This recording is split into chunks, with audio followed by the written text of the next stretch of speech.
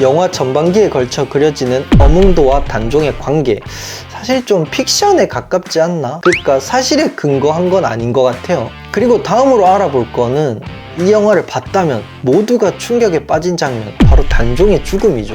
사실 이 단종의 죽음에는 소름 돋는 사실이 하나 있어요. 그거는 바로 이놈이 감히 왕족을 능멸하는가? 출정하라! 1455년 수양대군에게 왕위를 내어준 단종. 요상과 통하는 자는 죽어야 한다. 그로부터 2년 뒤인 1457년 단종은 세조에 의해 노상군으로 강봉된 채 영월 청령포로 유배됩니다. 웃어. 밥 한 공기를 뚝딱 비우셨어. 그리고 그곳에서 어몽도라는 한 인물을 만나게 되죠. 더 이상 나로 인해 내가 아끼고 사랑하던 사람들을 잃고 싶지 않다. 오늘은 역사 속에서조차 지우려고 했던 이야기를 파헤친 영화 왕과 사는 남자. 저도 그 안에 있습니까? 이 작품 속에 숨겨진 소름 돋는 진실들에 대해 이야기해보겠습니다. 그저 두렵다. 마을에 생사가 달린 일이야. 여러분은 지금 쫄아주는 류대리를 보고 계십니다. 너는 누구냐? 이 영화는 개요정난 이후에 단종이 상황으로 물러나고 당시 수양대군이었던 세종의 둘째 아들이 왕위에 오른 바로 그 시간대를 다루고 있습니다. 그 중에서도 1457년 얼마 전 한양이 난리가 났잖아. 그 중에 한 명이 여기 영월 땅으로 유배를 온다는 거야. 감당할 수 있겠느냐? 누가 오든 말이다. 단종이 영월 청령포로 유배된 직후부터 그곳에서 죽음에 이르기까지의 과정을 그렸는데, 정말 독특한 거는 전 처음에 단종의 이야기가 영화로 나온다고 했을 때 당연히 세조와 단종 이 둘의 관계를 그려낼 줄 알았거든요. 근데 세조가 아니라 한명회와 단종 이렇게 둘의 관계로 풀어냈더라고요. 그런 점이 되게 매력 있었는데, 실제로 한명회는 역사 속에서 단종의 발목을 잡은 인물이기도 했습니다. 한명회를 잠깐 살펴보자면요, 요상과 통하는 자는 죽어야 한다. 이 인물은 수양대군의 책사로 단종 측근 제거를 좀 주도하기도 했었고, 단종을 압박해서 스스로 왕위에서 내려오게 만든, 어떻게 보면 세조의 오른팔이자 핵심적인 그런 인물이었어요. 뿐만 아니라 이 영화의 좀 주된 서사라고 할 수 있는 이 금성대군이 단종 포기 운동을 하려다가 실패하고 영화 마지막 부분에 사약을 마신 이 사건의 중심에도 이 한명회가 있었고, 계속 한명회가 중심이었거든요. 그만큼 금성대군에게도 그렇고 단종에게도 좀 숙적과 같은 그런 존재인데, 영화 속에서의 한명회가 이러한 좀 역사적인 행보와 거의 일치하게 나와서 그런지 좀 더 단종의 입장에서 확 몰입이 되더라고요. 그래서 진짜 유지태 배우님의 그 말 한마디 한마디가 재수없고 화가 많이 났습니다. 특히 제가 좀 인상 깊었던 장면은 어몽도 아들이 곤장 맞는 장면에서 단종이 나타나잖아요. 근데 거기서 한명회가 뭐라 그러냐면, 아직도 지가 왕인 줄 아네? 라고 발언을 하는 장면이 있어요. 어떻게 왕의 핏줄을 이은 단종에게 그런 말을 할 수 있지? 와, 진짜 그거는 말도 안 되더라고요. 진짜 지금 생각해도 진짜 빡치네. 와. 어쨌든 다음으로 이제 알아볼 인물은 이곳을 유배지로 지정한다. 한명회만큼이나 매력 있었던 인물, 바로 어몽도입니다. 밥 한 공기를 뚝딱 비우셨어.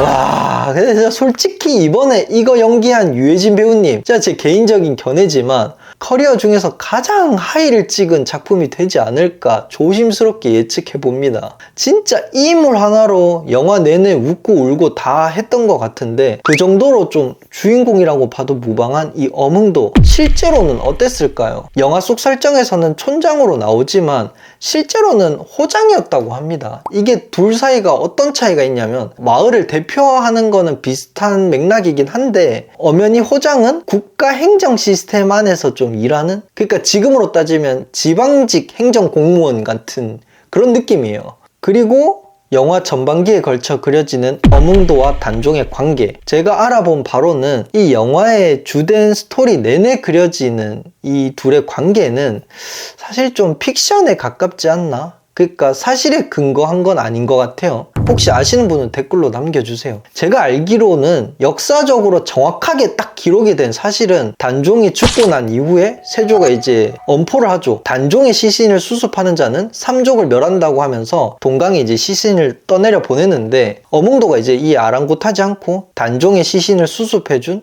이 사실만 기록이 돼 있는 걸로 전 알고 있어요. 이 말도 안 되는 스토리가 진짜 역사적 사실이라는 게 이걸 찾아보면서도 진짜 믿기지가 않네요. 그리고 영화에서 이것까지 직접적으로 나오진 않지만 그 이후에 어몽도가 호적을 파고 숨어서 이렇게 막 지내다가 생을 마감했다고 합니다. 이러니까 단종을 말할 때 빠질 수 없는 인물이라고 이제 사람들이 많이 표현을 하는 것 같아요. 그 정도로 충신이 있을 수 있을까 싶기도 하고.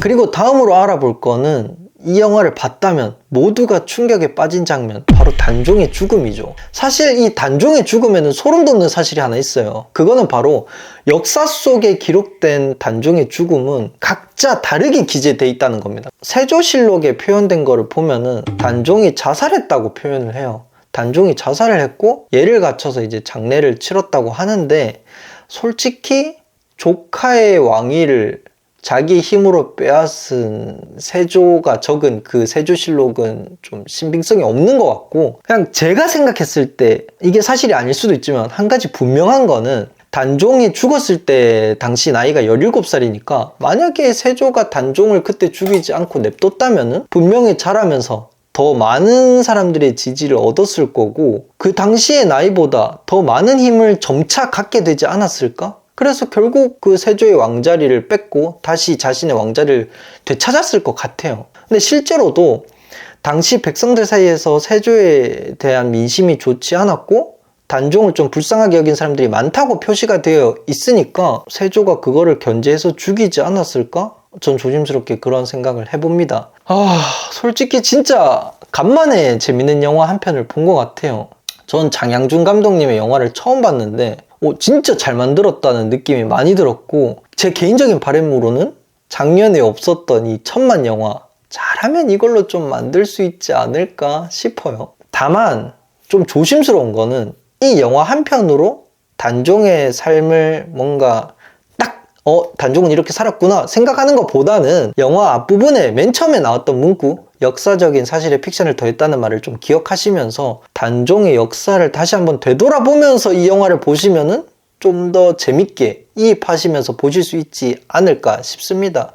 네, 오늘은 뭐 이렇게 간단하게 왕가 사는 남자에 대해서 리뷰를 해봤습니다. 원래 첫 천만 영화가 되길 기원하면서 전 다음 주에 더 알찬 컨텐츠로 여러분들을 찾아뵙도록 하겠습니다. 그럼 안녕!